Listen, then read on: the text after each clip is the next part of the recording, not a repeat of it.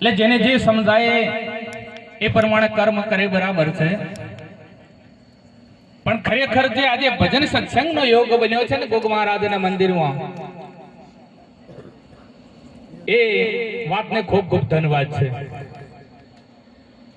કારણ કે આ આદિની રીત છે, બીજું બધું વચ્ચેથી નીકળ્યું છે. પણ જે ભજન સત્સંગનો મહિમા છે ને એ જ્યારે પૃથ્વી સ્થપાણી ને એ દિવસથી છે. એ થોડો ઓછો કરજો. કારણ કે શિવજીનો જો શણગાર હોય ને તો એ ગોગ મહારાજ છે, અને સગુણ નિર્ગુણ ને જો આદ્ય સ્થાપક કોઈ હોય તો એ શિવ ભગવાન છે. તો ગોગ મહારાજના મંદિરે તો ખરેખર જે ભજન સત્સંગનો મહિમા જ શોભે. એટલે આજે જે ભજન સત્સંગનો મહિમા છે ને એ ફળદાયી છે. એટલે ધન્યવાદ છે એમને આવો વિચાર આવ્યો. તો આપણા સંત મહાપુરુષો વારંવાર એક ચેતવણી આપે છે કે માનવ જીવન મળ્યું છે એને તું સાર્થક કરી લેજે. કારણ કે આપણા સંત મહાપુરુષો આપણા શાસ્ત્રો એવો પુરાવો કરે છે કે 84 લાખ અવતાર પૂરા કરી અને એક માનવ દેહ મળે છે. 9 લાખ તું નિર્મો રહ્યો, 10 લાખ પંખી પરિવાર, 11 લાખ કર્મ કીટ પતંગા, 20 લાખ તું સ્થાવરમાં વિસ્તર્યો, 30 લાખ પશુ પામરમાં જલમ્યો, 4 લાખ અલ્પ માનવ, એમ કરી 84 લાખ અવતાર પૂરા કરી અને આપણા સંત મહાપુરુષો કહે છે કે આ માનવનું શરીર મળ્યું છે. તો આમાંથી પછી સામો જવું ને આપણા હાથની વાત છે. સુખ દુઃખ મેળવવું એ આપણા હાથની વાત છે, કર્મને આધીન છે. કદાચ છે ને કોઈ થોડી કંઈક આપત્તિ આધિ વ્યાધિ ઉપાધિ આવે ને એ માણા કે ભગવાન ખાઈ પીને ઓહે ઉતર્યો. પણ ભગવાન કોઈને દુઃખ આપવા માટે અવતાર નથી આપ્યો. જે સુખ દુઃખ છે આપણા કર્મનું છે, પણ આપણે ભગવાનને દોષ આપીએ છીએ. અને કદાચ જો સુખી થઈએ ને, ઘેર ગાડીઓ ફરતી થાય ને એટલે કે આ તો કાળી મજૂરી મેં કરી છે ને ત્યારે ભેગું થયું છે. તો સુખ કદાચ આપણું લાયેલું હોય ને તો દુઃખ પછી ભગવાનનું લાયેલું ન હોય, એ આપણું જ હોય. પણ ના પેલું હારું હારું આવે એટલે કે મેં કર્યું, અને કોઈક એવું જો ઓઢવાનું આવે ને તો આ તો કે ભગવાને કર્યું. કારણ કે ગીતાજીમાં ભગવાન શ્રી કૃષ્ણ કહે છે કે હે અર્જુન, તું કર્મ કર, કર્મનું ફળ આપવા વાળો હું છું. હમણાં કીધું એમ દરેકને ગીતાજીમાં ભગવાન શ્રી કૃષ્ણજી કહે છે કે હે અર્જુન, દરેકના હૃદયમાં જ્ઞાન રૂપી કિરણ છુપાયેલી છે, પણ કામ ક્રોધ મોહ માયા એનાથી એ ઢંકાયેલી છે. અને કદાચ કોઈ સંત મહાપુરુષને શરણે જાય અને આ વસ્તુનો જો પડદો હટી જાય તો એ જ્ઞાન રૂપી કિરણ પ્રાગટ્ય થાય છે. પણ સંતોની જોડે જવું જોઈએ. કારણ કે રાજા મહારાજો જે હતા ને એ આ કોઈ ગુરુ કરાવવાની આજની રીત નથી, આદુ અનાદિથી છે. જે રામચંદ્ર ભગવાન આજ અયોધ્યા નગરીની અંદર જેનું મંદિર બંધાણું અને લાખો લોકો જેની યાત્રા કરી રહ્યું છે, લાઈનમાં ઉભા રહીને જેના દર્શન કરે છે ને, એ રામચંદ્ર ભગવાનને પણ વશિષ્ઠજીના ચરણે જવું પડ્યું હતું. કૃષ્ણ ભગવાનને પણ ગુરુ કરાવવા પડ્યા હતા. રામાપીરને આજે જે હજારો લોકો યાત્રા કરે છે ને એને પણ બાળીનાથની જોડે હાથ મુકાવવા જવું પડ્યું હતું. એટલે તમારો જે મન માને, ઘણા સંત મહાપુરુષો છે, અમે કોઈ દિવસ એવો દાવો નથી કરતા કે અમારી જોડે આવજો. કારણ કે સંત મહાપુરુષો ઘણાય છે. અને હું તો એવું કહું છું કે તમારે જ્યાં બીજે મન માને તોય મન વાત કરજો, હું સાથે આવીશ. કોઈ દિવસ હું એવું નથી કહેતો કે મારી જોડે આવજો. તમારું જ્યાં મન માને ત્યાં હું સાથે આવીશ, પણ આ લાઈનમાં આવજો, આવજો ને આવજો. કારણ કે માનવ જીવન શું છે એનું જો મૂલ્ય સમજવું હોય ને તો સંત મહાપુરુષોને શરણે જવું જ પડશે. એના સિવાય કોઈ ઉદ્ધાર થાય એવી વાત છે નહીં. આગળના સંત મહાપુરુષો પણ આ વાતને માન્ય રાખી છે, પણ આ તો બધે હવે વચ્ચેથી વળગ્યું છે. અને હમણે તો વળી નવું નીકળ્યું છે કે આ તો અમને વરેલું છે. હવે તો લગભગ નથી, એ તો મટી ગયું છે. પણ ક્યાંક કદાચ છે ખૂણે ખચકે આવું હોય ને કે અમને વરેલું છે એ કાઢી નાખજો. કારણ કે 100 શાસ્ત્રો, 4 વેદ, 18 પુરાણ વાંચજો. ક્ષત્રિય ધર્મની અંદર ક્યાંય આવ્યું છે જ નહીં. એમને તો જીવને ઉદ્ધાર કરવા માટે, જીવની સહાય કરવા માટે પ્રાગટ્ય કરેલા છે. એટલે સંત મહાપુરુષોની અમી દ્રષ્ટિથી હવે દરેક જગ્યાએ આ બધું હટી ગયું છે, પણ ક્યાંક હોય તો કાઢી નાખજો. કારણ કે સંતોને સમર્પણ ન થાય ત્યાં સુધી કોઈ મેળ ખાય એવું છે નહીં. નહીતર પેલા ભમરા વાળું થાય. ગુલાબનાથ બાપુ ઘણો એ દ્રષ્ટાંત આપતા કે એક પેલો કાળો ગેંગો કહીએ ને, સોણ માટીની ગોળીઓ બનાવતો હોય, અને એને સોન માટીની આ ગોળીઓ બનાવતા એક બગીચાના ભમરાને દયા આવી. એટલે એ પેલા ભમરાને કહે છે ગેંગાને કે મારી સાથે હાલ, આ તો સોણ માટીની ગોળીઓ બનાવે છે ને, બગીચામાં હેડ, જાત જાતના ફૂલોની સુગંધ હું તને અપાવું. પેલો કે એ વળી કેવી હોય? તું કે મારે હંગાત તો હેડ.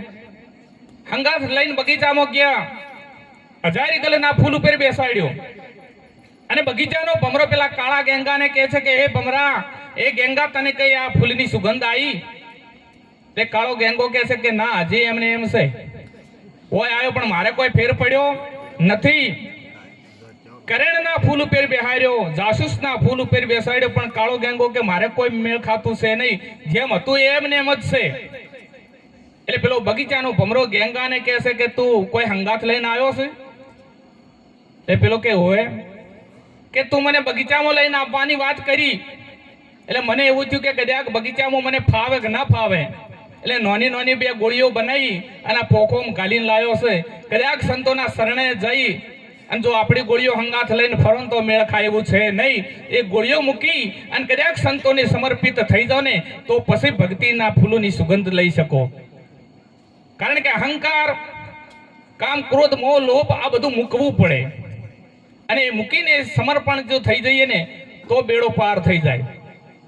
આ જગતમાં કરવા જેવું કાર્ય હોય તો સંત મહાપુરુષોએ કહ્યું છે, તુલસીદાસજી મહારાજે આપણને કહ્યું છે કે તુલસી એ જગ में आए के कर लीजिए दो काम, लेने देने को टुकड़ा भला लेने को हरि नाम.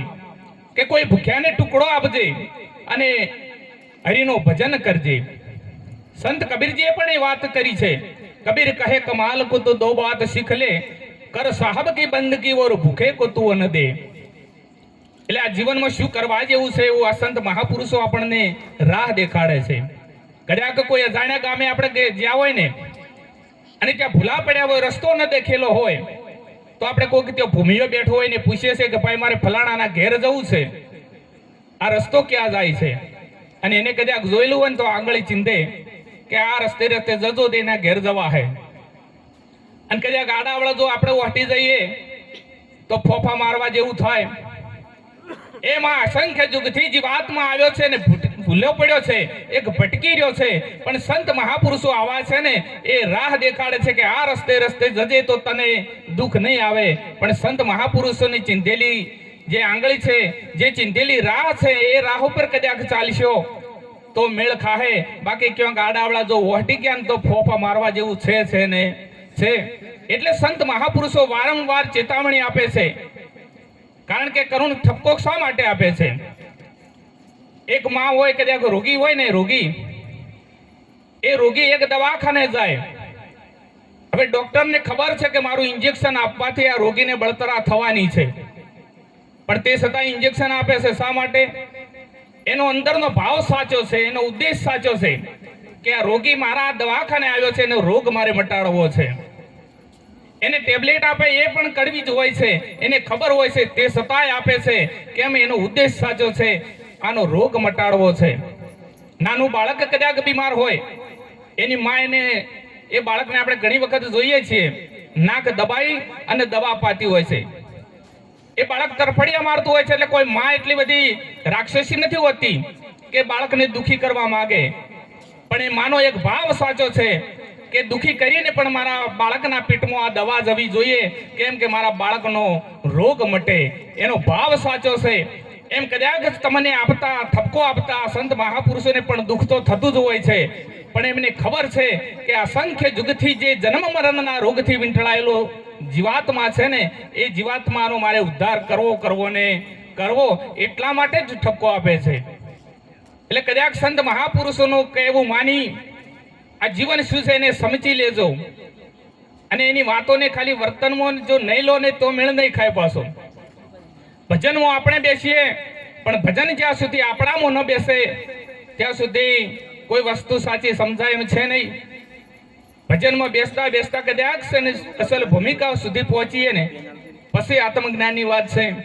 કારણ કે કબીરજીએ પણ કહ્યું છે કે પાણી બીચ મીન પ્યાસી મુझे देखत आवे ऐसी आत्मज्ञान बिना सब सुना क्या मथुरा क्या काशी वस्तु घर में धरी सुझे नहीं बाहर खोजत जासी कहत कबीर सुन भाई साधु सहज मिले विनाशी. એ વસ્તુ સંત મહાપુરુષો સમજાવે છે. એક બાઈ મીરા માટીની મૂર્તિ બનાવી અને મારો કાન એમને એવું હતું કે સર્વસ્વ જે છે આ મૂર્તિ જ છે. પણ સંત મહાપુરુષોને શરણે ગયા ને અને સાચી ભૂમિકા સમજાણી ત્યારે બાઈ મીરાને પણ કહેવું પડ્યું કે આત્માને ઓળખ્યા વગર લખ 84 મટશે નહીં. આજ કોઈ રામને ઓળખવા જાય છે, કોઈ કૃષ્ણને ઓળખવા જાય છે, કોઈ રામાપીરને ઓળખવા જાય છે, પણ પોતાની ઓળખાણ કરવા કોઈ માંગતું નથી. અને કદાચ જો પોતાની ઓળખાણ થઈ જાય પછી રામચંદ્ર ભગવાન પણ ઓળખાઈ જાય અને કૃષ્ણચંદ્ર ભગવાન પણ ઓળખાઈ જાય. કારણ કે એવી સ્ત્રીઓને ઓળખવા માટે પહેલા આપણે ઓળખાણ કરવી પડે. એટલે આવા સંત મહાપુરુષોને શરણે જઈ એમની વાતોને લક્ષમાં લેજો, વર્તનમાં લેજો અને સંત મહાપુરુષોની સેવા કરજો, સમાજની સેવા કરજો, માતા પિતાની સેવા કરજો. કારણ કે ઘેરથી ઠરેલો હશે ને એ બહાર જઈને ઠરશે. પાછા બારે બધે ફરતા હશો પણ ઘેર કદાચ મા બાપ જો દુખી હશે ને તો ક્યાંય બહાર આશીર્વાદ મળનાર નથી. એટલે કદાચ બહાર જઈ કો ને તો જજો, કોઈ આપણો ના નથી, કોઈ ખોટું છે જ નહીં. પણ ઘેરથી પહેલી શરૂઆત કરજો. માતા તીર્થમ, પિતા તીર્થમ, ઓર તીર્થમ જ્યેષ્ઠ બંધવા, ગુરુ ડગલે ડગલે તીર્થમ. આપણી માં છે ને તીર્થનું સ્વરૂપ છે, પિતા છે તીર્થનું સ્વરૂપ છે, આપણો મોટો ભાઈ છે તીર્થનું સ્વરૂપ છે. આપણે રામને માનીએ છીએ, રામના મંદિરને માનીએ છીએ અને કદાચ સંત્યો લાઈનમાં ઉભા રહીને દર્શન કરવામાં પણ માનીએ છીએ. પણ રામના જે વિચારો છે ને એ વિચારોને આપણે માનતા નથી. જ્યાં સુધી વિચારો રામના આપણામાં પ્રગટ નહીં થાય ત્યાં સુધી સાચે સાચું રામ રાજ્ય કોઈ દિવસ થનાર નથી. કદાચ છે ને રામચંદ્ર ભગવાન આપણને શું શીખવે છે કે અયોધ્યાનું નગર છોડી અને એક પિતાના વચનની ખાતર 14 વર્ષ ભગવાન રામચંદ્રે વનવાસ વેઠ્યો છે. આપણા મા બાપ ઘેર કદાચ છે ને આપણને પાણીનો લોટો ભરીને માંગતા હોય ને તો અડધો કલાકે ખાટલે લોટો જતો હોય છે અને પછી કહેવો કે રામ રાજ્ય આવી ગયું, ના આવે હો. કારણ કે રામને માનો પણ રામના જે વિચારો છે એ વિચારોને આપણા હૃદયમાં જ્યાં સુધી સ્થાપિત નહીં કરીએ ત્યાં સુધી રામ રાજ્ય કોઈ દિવસ થશે નહીં. અને રામની સાચી પ્રતિષ્ઠા ત્યારે થશે રામ જે આપણને કહેવા માંગે છે એના વિચારો આપણા હૃદયની અંદર પ્રતિષ્ઠા કરજો. આટલું કહી મારી વાણીને વિરામ આપું છું, કારણ કે હજી સંતો બાકી છે. બોલે સદગુરુદેવ કી જય.